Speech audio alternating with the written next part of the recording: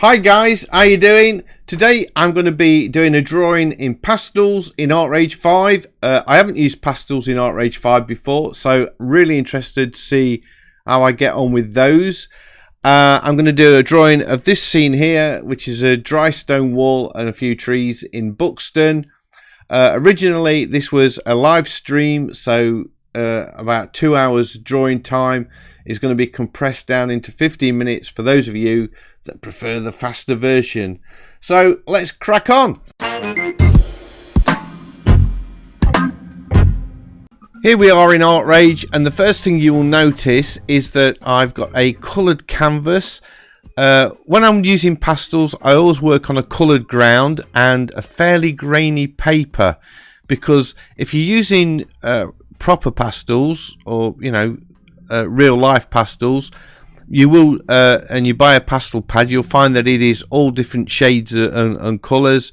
So I like to sort of create a coloured ground for my pastels, and obviously if you put a textured paper in there, you get a nice tooth showing through when you run the pastel over the paper. So I begin with a rough sketch, and I'm going to put this on one layer and lock it before I go into the pastels.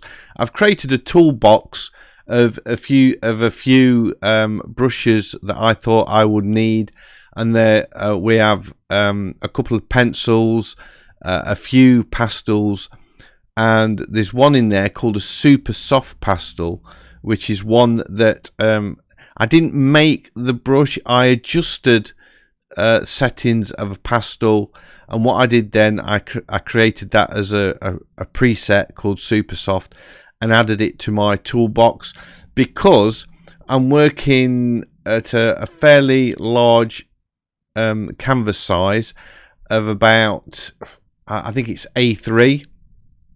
I think I set this up as an A3 canvas at 300 dpi, and I wanted a brush that was 400 pixels, or 400% I should say, in size, and I didn't want to have to keep resizing it every time I clicked on it. So by creating a preset and saving the size within that preset, it meant that I could keep that brush at that size. And I also took the softness of the pastel really down low, so in actual fact it was a very hard pastel, so when you dragged it over the paper you got that nice textured look.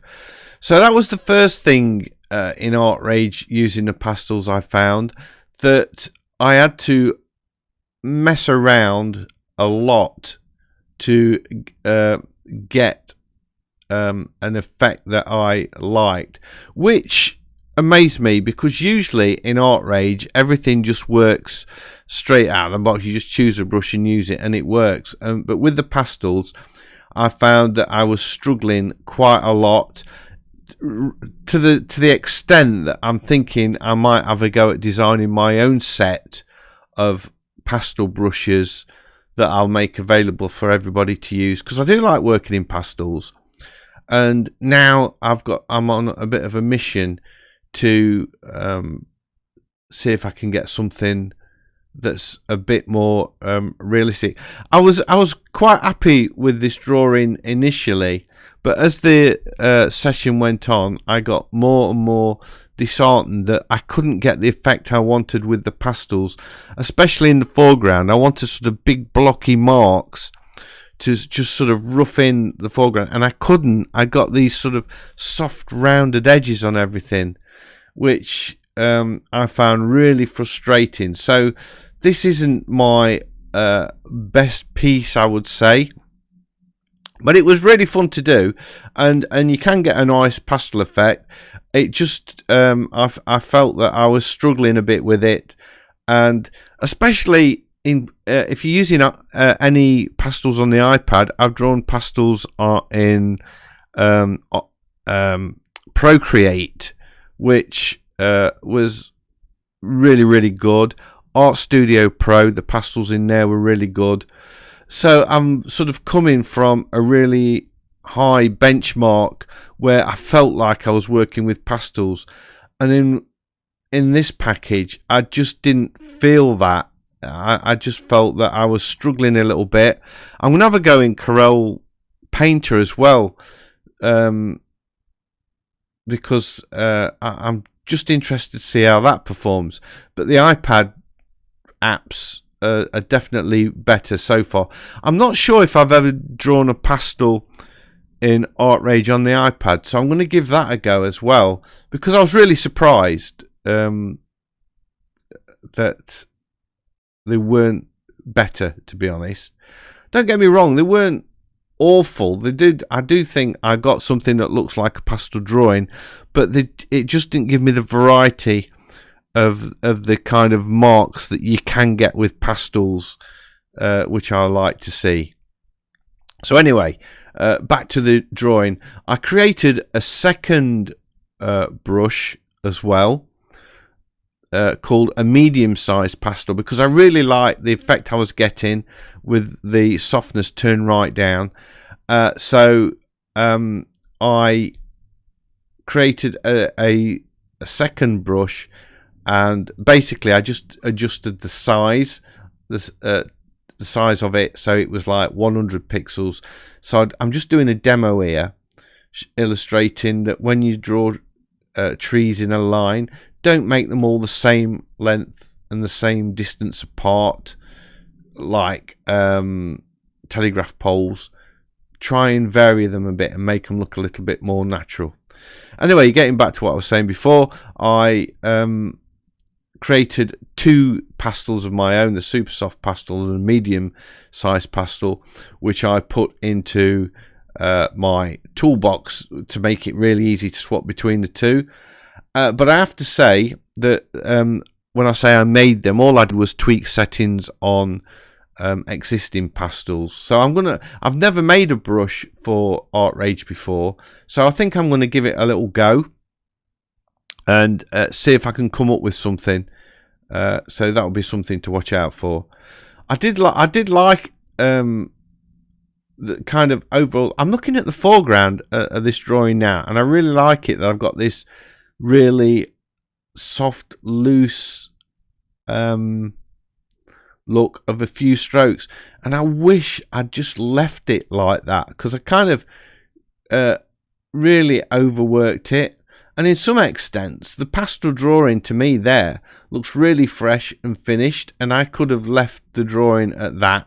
You've heard me say this so many times, where I'm sort of keep working and working.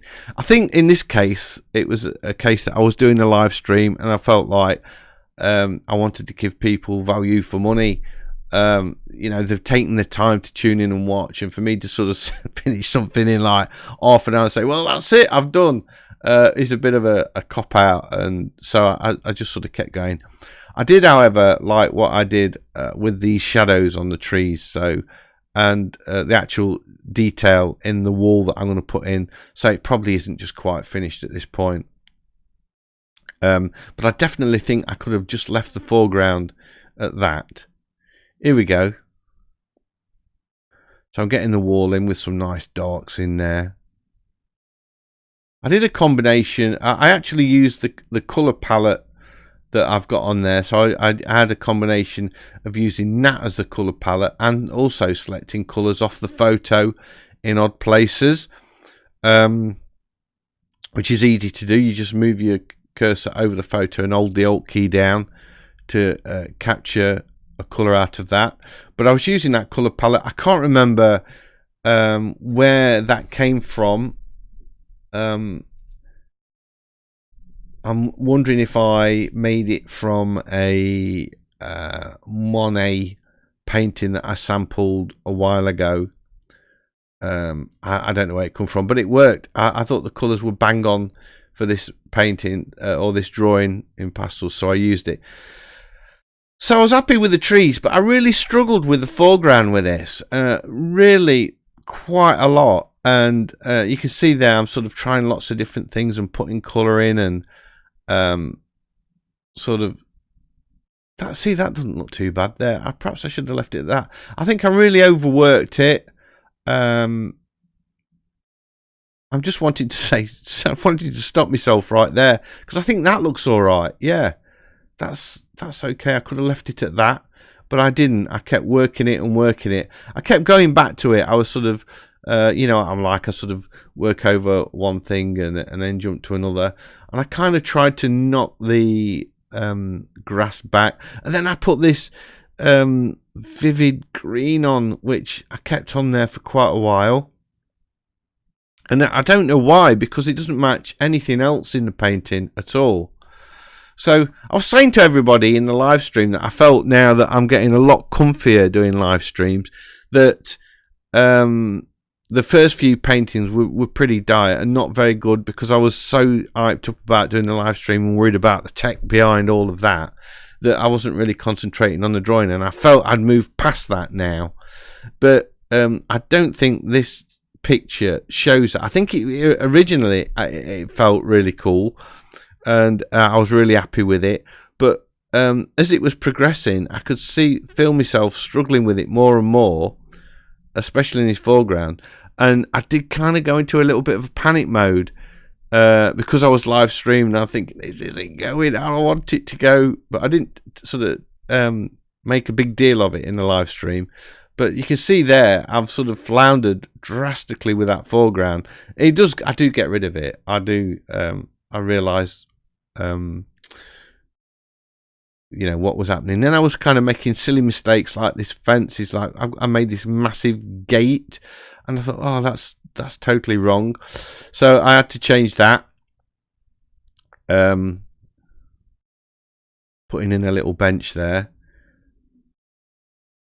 So when you're drawing the sort of fine detail with it, it works great. The pastels are nice. It's just that it's the big strokes that I wanted to do that I felt I just couldn't get. That green is really irritating me now in the foreground. So I'm gonna have to do better than that next time. So what I did, I put the gate on a bit of a jaunty angle and got that back in so it looked all right. So I was happy with the gate in the end. I was quite happy with that. Put a few more trees in, and then not trees, just branches to the trees. I flicked a few more of them in, and I don't know if I've overdone it. I probably have. And then I sort of put in some more twigs, I guess. So at this point, I think I've sort of really gone over the top and spoilt it. So this is a classic example where you get something that you quite like and you push it to the limits. And I was thinking of like not making this as a shorter video because I wasn't really happy with the end result. But in the end, I thought, no, I'm going to show you, because you know you can't always get it right, and I think sometimes it's encouraging to show people that you can make mistakes so that they can, or you can take heart from that and realise that you know, you don't do a perfect picture every time. So that's kind of why I'm put this in. I then changed the brush to heavy crayon actually. So I think that's the only time I deviated from my two custom brushes, and I was trying to put a bit of action back into the trees. I think at this point they've sort of I've gone past the point of saving it, to be honest. The foreground is still irritating me quite a lot. So anyway, I've got a few more branches in. I'm sure I'm going to sort of soften them out, perhaps, maybe, I don't know. No, I don't think I did actually. I think I left them like that. I'm glad I put those highlights in on the side of the trees. I think they helped, and that's now it's not looking too bad. So I sort of rescued it somewhat, and then I decide that green is from a totally different painting, and it has to go. So I sort of block that out again, and I can see now where you know, looking at it now, where I've gone wrong. and I wish I'd have just left that foreground with those few minimalist brush strokes that I'd put in right at the beginning. So I should really call this video how to overwork a painting, and I think I probably will, actually, because yeah, I'm not happy I'm not happy with it, but I still want to share it with you because I think it's a valued lesson in how you can have something that's coming along really, really nice, and just by overworking it you can spoil it. So there we go. That is the end of my pastel drawing. I hope you've enjoyed this video. If you have, a big thumbs up is much appreciated, and if you're new to the channel, please consider subscribing, because I've got lots of videos like this and I would love to be sharing them with you. So hopefully I'll see you all in the next one. Bye.